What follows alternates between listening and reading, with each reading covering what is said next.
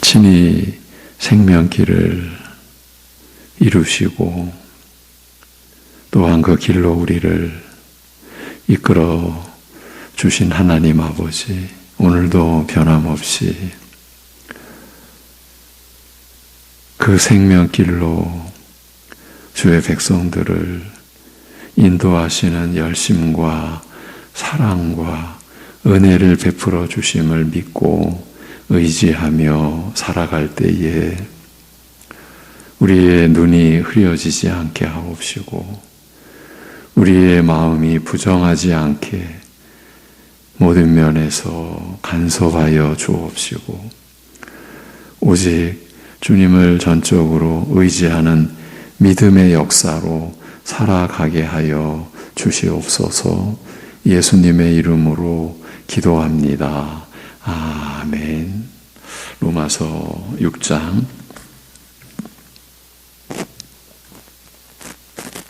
로마서 6장 15절에서 18절 말씀입니다.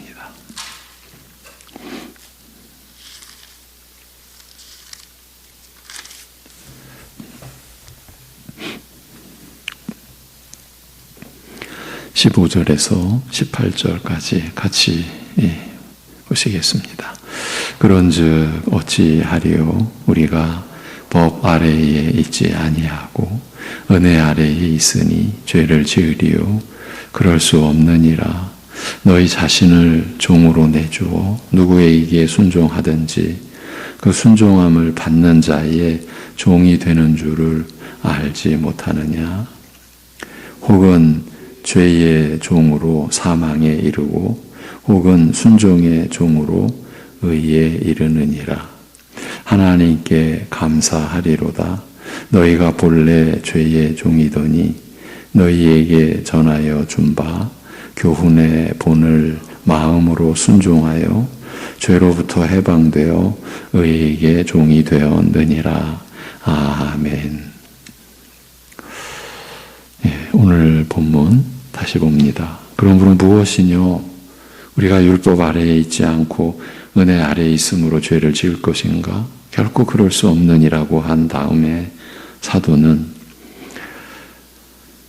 너희가 자신을 종으로 들여 순종하는 자에게 곧 너희가 순종하는 자에게 너희가 종이 되는 줄 알지 못하는가? 주의 종이 되어 죽음에 이르든지 순종하여 의에 이르든지 하는 것을 알지 못하는가라고 말합니다.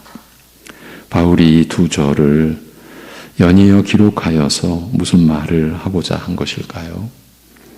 그것은 우리가 율법 아래에 있지 않고 은혜 아래에 있다는 그 자체가 우리가 순종하는 자에게 우리가 종이 되는 것을 막을 수 있는 것은 아니다라는 말을 하고자 한 것으로 보입니다. 그러니까 은혜 아래에 있다는 것이 자동적으로 또는 기계적으로 우리로 하여금 은혜를 누리게 하는 것은 아니라는 점을 나타낸 것입니다. 이렇게 은혜 아래에 있다는 것이 자동적으로 결과를 낳는 것은 결코 아니라는 점을 사도는 명백히 하고 있습니다. 이 점을 지난 이틀 동안 대략적으로 확인했습니다. 중요한 것은 이 원리 혹은 이 이치가 그러니까 은혜가 자동적으로 어떤 결과를 낳는다. 결코 그런 법이 없다 하는 이 원리 혹은 이 이치가 신앙과 그 생활 전반에 적용된다는 점입니다. 기계적인 작용을 하는 법이 하나님 나라 안에는 곧 교회 안에는 없습니다. 어떤 원리를 세워놓으면 그에 따른 결과가 자동적으로 이루어진다는 법이 없다는 말입니다. 그래서 예전에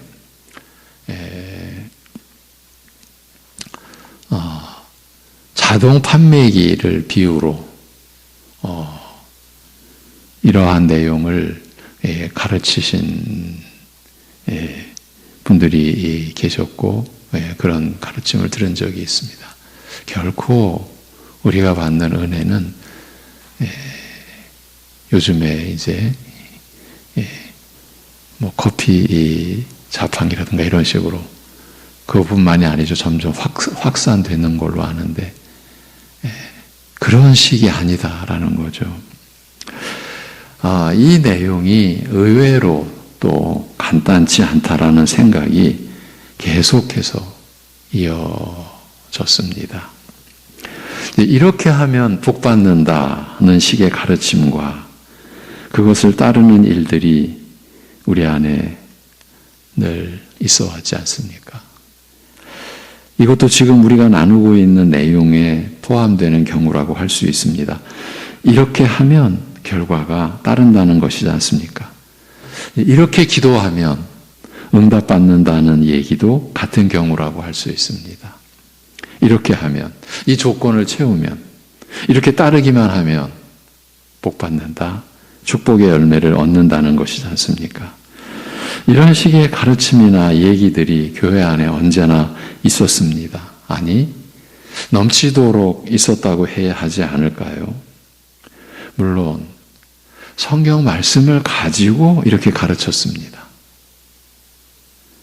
그 말씀을 따르면, 그 말씀이 요구하는 조건을 갖추면 틀림없이 복을 받게 된다, 응답을 받게 된다고 한 것입니다.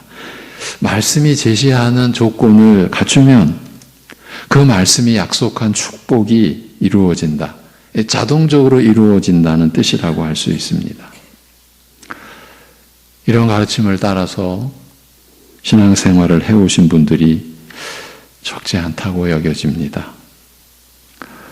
그렇지만 이것은 믿음을 세운 것이라기보다 오히려 믿음을 허무는 것이었다고 해야 하지 않을까요?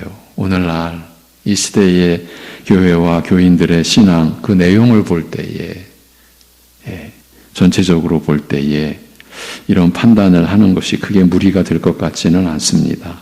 오늘도 민감한 예를 들어보겠습니다. 들어가기에 앞서 한 가지 확인을 했으면 합니다. 이런 작업을 하는 것은 지난날 우리의 잘못을 그저 지적만 하려는 것이 아닙니다. 그저 우리의 아픔만, 우리의 상처만 드러내려는 것, 그 상처만 마주 헤집으려고 하는 것이 아닙니다. 히브리서의 말씀대로 모든 무거운 것들과 얽매이기 쉬운 죄를 벗어버리고 인내함으로 우리 앞에 놓인 경주를 달리기 위함입니다.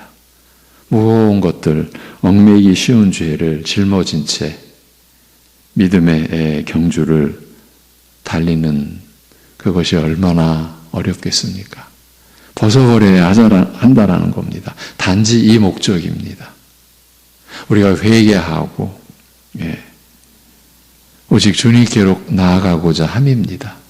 믿음을 세우기 위함입니다. 하나님의 은혜로. 민감한 예라고 말씀드렸죠. 11조 헌금을 하면 평소의 수입의 10배가 넘는 결실의 복을 받는다는 이런 법이 성경 말씀에 있습니까? 교회 안에 희한한 거짓말도 적지 않았었는데 그중 하나의 예를 제시한 겁니다. 이런 것이 사실은 강도질하는 것입니다. 11조 헌금을 하면 복 받는 것이 아니라 이미 넘치는 복을 받았기에 11조 헌금을 하는 것입니다. 11조 헌금을 하면 복 받는다라고 하는 것은 이미 감당기 어려운 복 받았기에 11조 헌금을 하는 믿음을 뒤엎어버리는 불의한, 그야말로 거짓되고 탐욕스러운 가르침인 것입니다.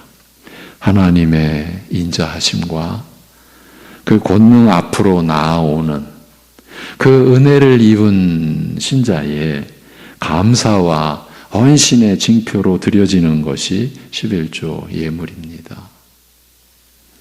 하나님의 절대 주권과 그 선하심을 높이고 찬양하며 감사하는 역사적인 신앙 고백이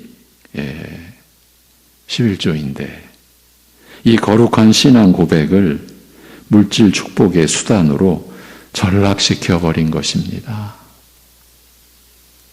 여러분, 성경 말씀 안에서 이 11조의 고백과 헌신을 드러내 보인 장면이 아브라함에게서 나타나지 않았습니까?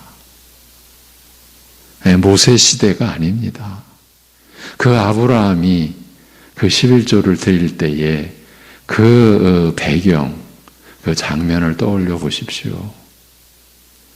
하나님의 인자하심과 그 전적 권능을 행사하신 그 하나님의 은혜를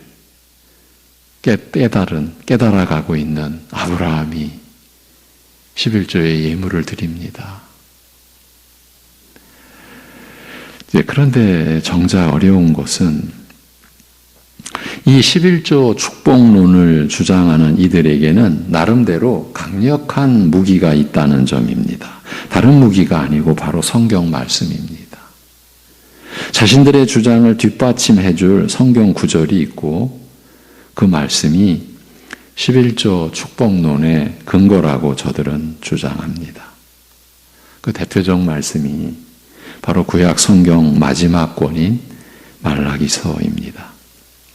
저들은 말라기의 11조 관련 말씀을 들고 나오면서 축복의 약속이 여기 있지 않느냐고 강력한 주장을 펼칩니다.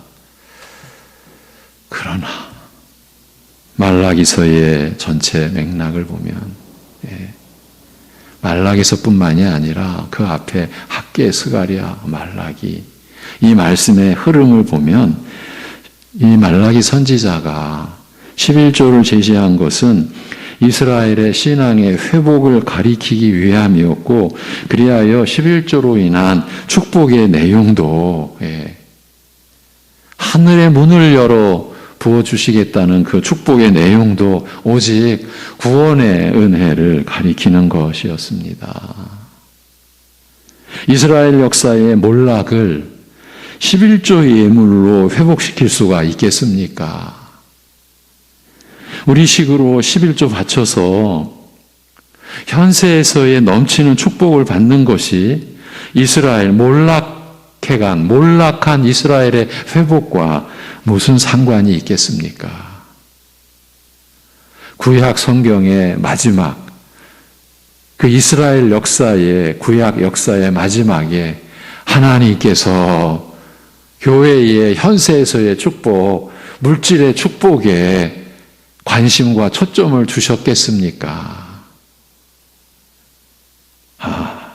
말라기 선지자가 11조를 들고 나온 것은 이스라엘의 신앙의 몰락의 한 징표를 제시한 것이었고 그로 인한 축복의 약속 역시 믿음의 회복으로 인한 구원의 은혜에 대한 약속이었던 것입니다. 그러니 말라기 말씀으로 11조의 축복, 그러니까 우리가 바라는 축복, 운운하는 것은 구약 말씀에 대한 무지를 드러내는 것에 불과한 것입니다.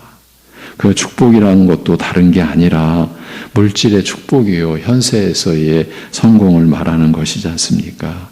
결국 이런 얘기입니다. 지금 말라기서를 근거로 해서 11조로 인한 넘치는 하늘문을 여시고 쏟아 부어주시는 물질 축복 운운하는 것은 참혹한 전쟁터나 아니면 자연재해로 인한 말로 표현이 안 되는 참담한 상황 가운데서 어떻게 하면 돈 벌 수 있을까를 논의하는 식과 같은 것입니다.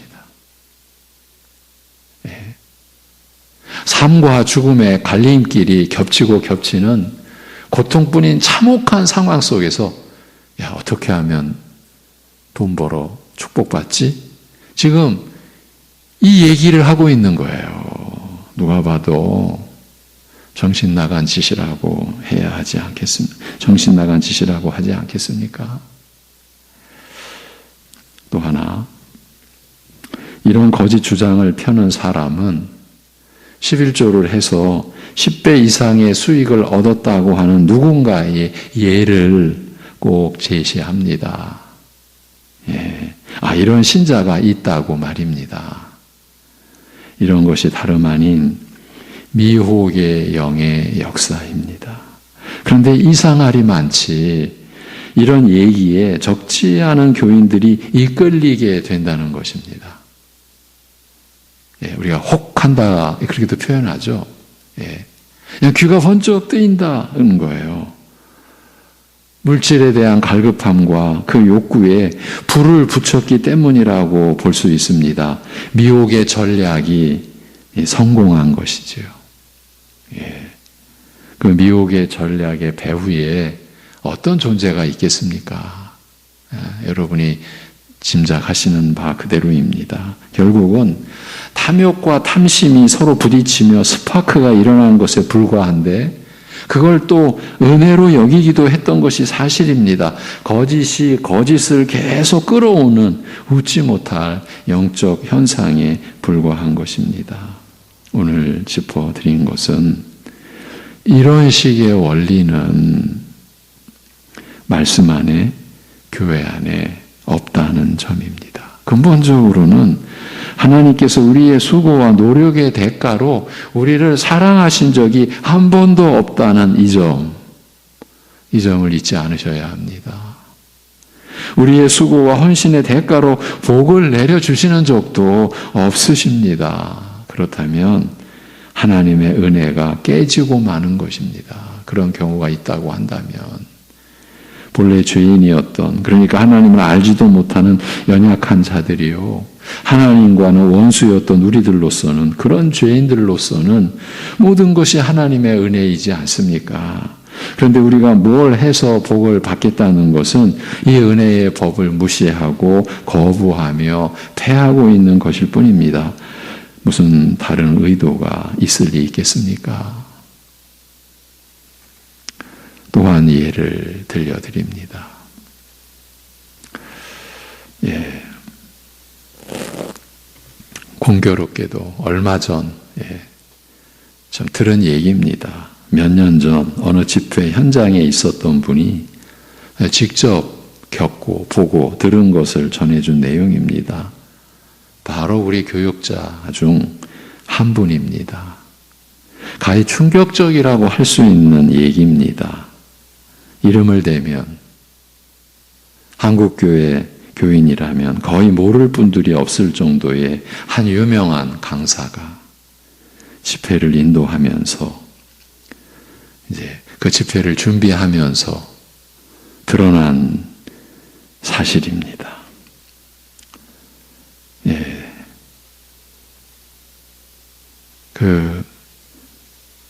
이제 집회를 준비하면서 기도 시간에 이렇게 틀어놓는 그 찬송,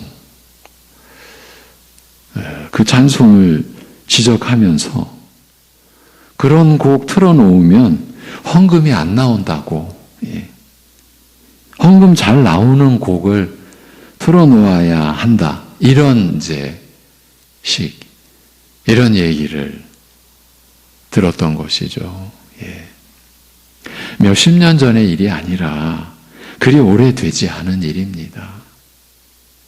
기도 잘 나오게 하는 곡, 헌금 잘 내게 만드는 곡이 있다는 것 아닙니까?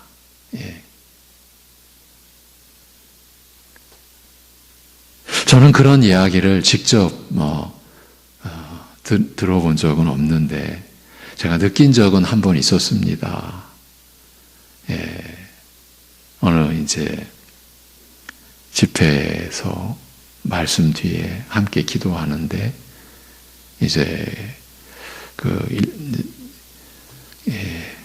가사는 없는 찬양곡이죠. 일반적으로 우리가 기도할 때. 그런데 제가 그때 놀랐습니다. 찬양곡은 아닌 것 같은데 그 음의 그 어떤 그 흐름이 마음을 격동시키는 것을 느낀 거예요.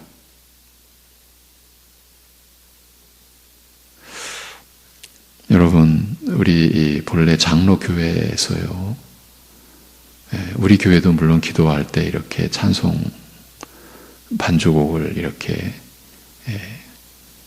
틀고 우리가 함께 기도하는데 원래 그런 게 없습니다.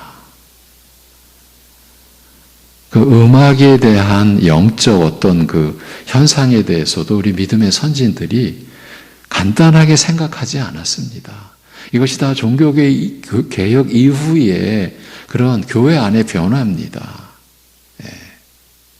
그러한 것들이 우리의 신앙에 어떤 선한 영향이 아니라 부정적인 영향을 끼치는 것을 교회 역사 속에서 보아왔고 그것을 체험해 왔기 때문에 종교개혁 이후에 그런 노력을 기울였던 건데, 저는 그날 이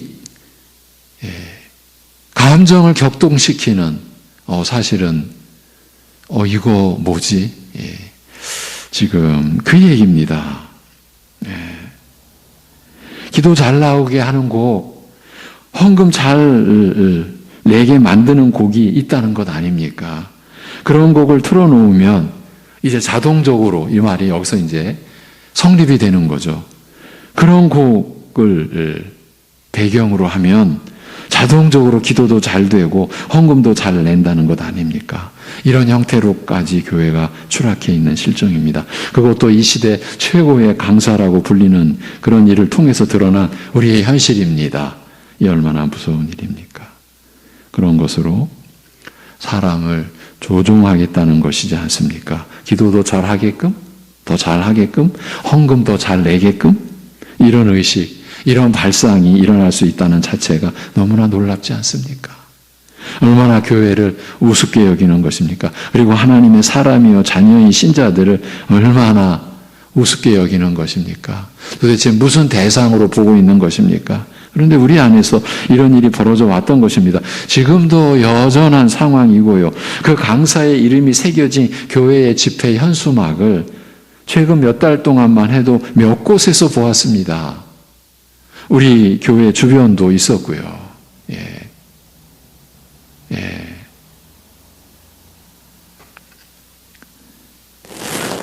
우리에게 일어난 일을 하나님께서 우리 안에서 행하신 일을 다시 돌아보도록 하겠습니다.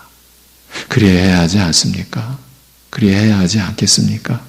우리가 율법 아래에 있지 않고 은혜 아래에 있게 된 것이 어떻게 해서 된 일입니까? 우리로서는 사실 이런 변화를 위해 한 일이 없습니다. 우리가 이런 일을 꿈꾼 적도 없습니다. 바라고 구한 것도 물론 아닙니다. 이런 일이 일어날 수 있을까 하면서 찾은 것도 아닙니다. 오직 하나님께서 작정하시고 친히 이루시고 또한 그 이루신 일이 우리 각자 안에 나타나도록 드러나도록 하셨습니다. 쉽게 말하면 그 이루신 일을 우리 안에 옮겨 놓아 주셨습니다. 우리의 것이 되도록. 그렇게 해서 우리 안에 믿음이 일어나게 된 것입니다. 그러니까 우리가 율법 아래에 있지 않고 은혜 아래에 있게 된 것이 우리로서는 오직 믿음으로 된 일인 것입니다. 우리가 한 일이 하나도 없습니다라고 하는 것이 그것을 우리가 오직 믿음으로 된 일입니다. 이렇게 고백하는 겁니다. 그 믿음도 하나님께서 우리 안에서 일으켜 주신 것이시고요. 이를 달리 말하면 오직 하나님의 은혜로 이루어진 것이라는 말 아닙니까? 우리의 무슨 행위나 어떤 공로로 인하여 우리에게 그런 변화가 있게 된 것이 결코 아닙니다. 오직 하나님께서 이루신 일인데 또한 하나님께서 우리 안에 일으키신 믿음으로 우리는 그 일이 우리 자신에게 나타난 것을 알게 된 것입니다. 그래서 고백하게 된 것입니다. 우리로서는 머리카락 한 올만큼의 분량도 가담한 것 없고 협력한 것 없습니다. 아니, 그런 일은 일어날 수 없었습니다. 이렇게 된 일이니까. 우리가 은혜 아래에 있게 된 지금의 처지에서 우리는 더더욱 오직 믿음으로 우리를 은혜 아래에 있게 하여 주신 주님을 향해야 하는 것 아니겠습니까?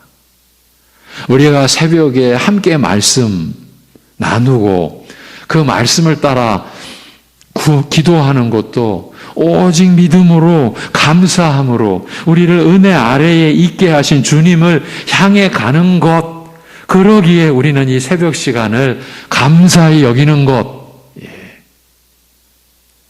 그런데 지난번 나눈 대로 이 새벽 시간을 우리는 또 우리의 공로로 만들어버리는, 그야말로 뒤죽박죽 앞뒤가 안 맞는 이런 일이 우리 안에 이렇게 끊임없이, 물론 저 배경에는 이제 사단의 계략이 있는 건 분명하죠.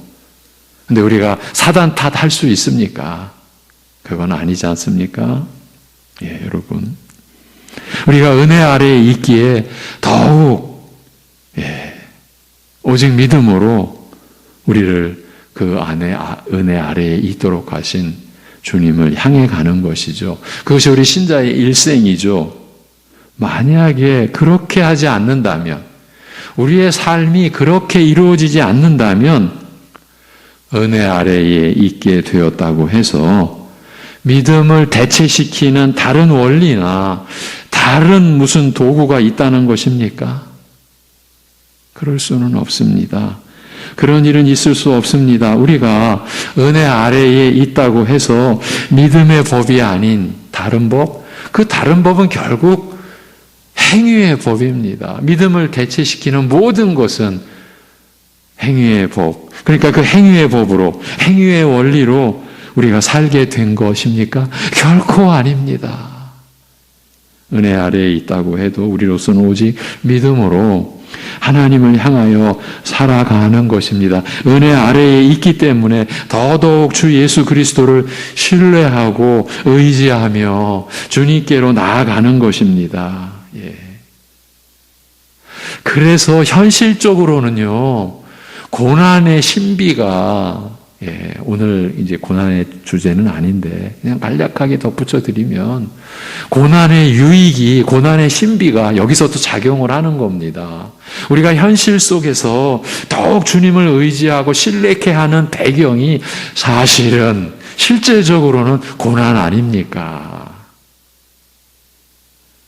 고난 속에서 우리는 더더욱 주님의 우리를 사랑하심을 우리가 강력한 의지를 우리가 나타내며, 그것도 물론 믿음의 결과죠. 은혜의 열매죠. 그래서 주님께 우리가 아무것도 염려하지 말라, 주님이 우리를 돌보아주시기 때문이라는 그런 말씀 붙들고 주님께 우리 자신의 모든 걸 맡겨드리는, 그것이 바로 신뢰하고 의지하는 작용 아닙니까? 그렇게 우리는 주님께로 나아가는 것입니다. 믿음으로 사는 것은 늘 지금 현재입니다. 어제도 믿음으로는 지금 현재였고, 오늘도 믿음으로는 지금 현재이며, 내일도 믿음으로는 지금 현재인 것입니다. 난 지난날 믿음으로 살았어. 그러면은요, 달리 말하면 이런 말입니다. 믿음으로 살아가는 동안 신자는 단 한순간도 그리스도에게서 시선을 뗄 수 없으며 오직 그리스도만 주시하고 바라보아야 한다는 뜻입니다. 그래서 믿음으로 사는 것은 늘 지금 현재라고 말씀드린 것입니다. 왜일까요? 그리스도에게서 시선을 떼는 순간 믿음은 보장될 수 없기 때문입니다. 믿고 의지해야 할 대상을 떠나거나 잃어버린 믿음은 사실 믿음이라고 할 수 없습니다. 믿고 의지해야 할 대상이 사라지면 믿음 자체가 성립되지 않기 때문입니다.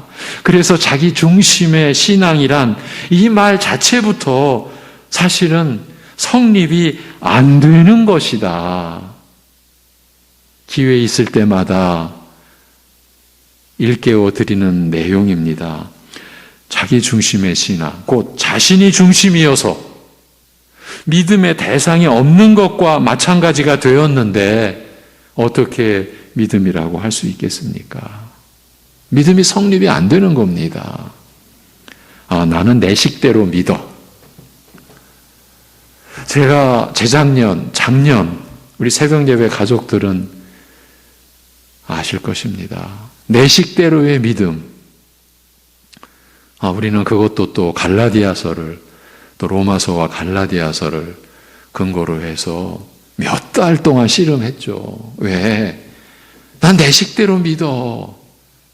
이거 근본을 파헤치지 않으면, 이렇게 된 근본을 파헤쳐서 우리의 문제를 인식하고 우리가 하나님 앞에 회개와 또 은혜를 구하지 않으면 안 될 우리의 상황이라는, 그냥 낙엽이 켜컵이 쌓여 있는 것처럼 그런 오류와 그러한 잘못과 부정함이 그냥 쌓이고 쌓인 우리의 영적인 그런 상태를 어떻게든 좀 뒤집어 엎어서 굳은 땅을 봄에 쟁기로 갈아엎듯이 그런 우리가 작업을 이 새벽에 하지 않았습니까? 여기서 또 나오는 거예요. 내 식대로 믿어.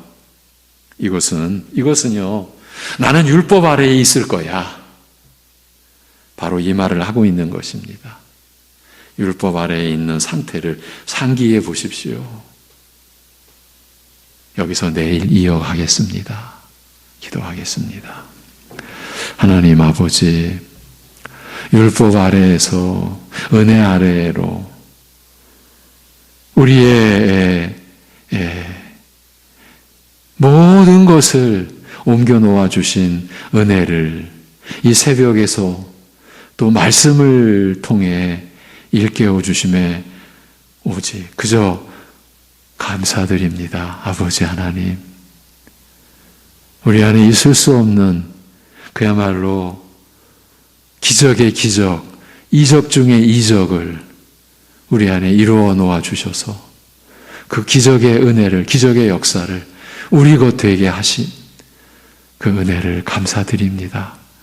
우리가 은혜 아래에 있다라고 하는 이 사실, 그 내용에 대하여 우리가 무지해지지 않도록 날이 갈수록 말씀으로 우리가 은혜 아래에 있는 그 실체, 우리에게 하나님께서 이루어 주신 그 사랑의 역사의 실체, 우리를 긍휼히 여겨주신 그 구체적인 그 하나님의 사랑을 우리가 알아가는 우리 생애 되게 하여 주옵시고, 그 은혜가 넘쳐서, 그 사랑이 넘쳐서 아무리 큰 현실의 고난이 우리를 집어삼킬 것 같은 고통의 순간에서도 그 사랑이 우리를 위로하고 그 은혜가 우리를 이끌어 가기에 부족함이 없는 그러한 신앙의 경험, 하나님의 은혜의 그 누림이 우리 사랑하는 성도들, 우리 새벽예배 가족들의 하루하루 속에 더 풍성히, 더 깊이 누려지게 주여 인도하여 주옵소서. 은혜 속에서 또 구하며 나아갑니다. 우리를 이렇게 사랑하여 주시고 긍휼히 여겨주심을 감사드리며 오늘의 모든 우리의 삶도, 어떤 처지에 있는 우리의 그 처지도 주님께 모두 맡겨드리오니, 이것을 기뻐하시는 줄 알고 맡겨드리오니 받아 주옵소서. 그리고 이끌어 주시옵소서. 우리 주 예수 그리스도의 이름으로 기도하옵나이다. 아멘.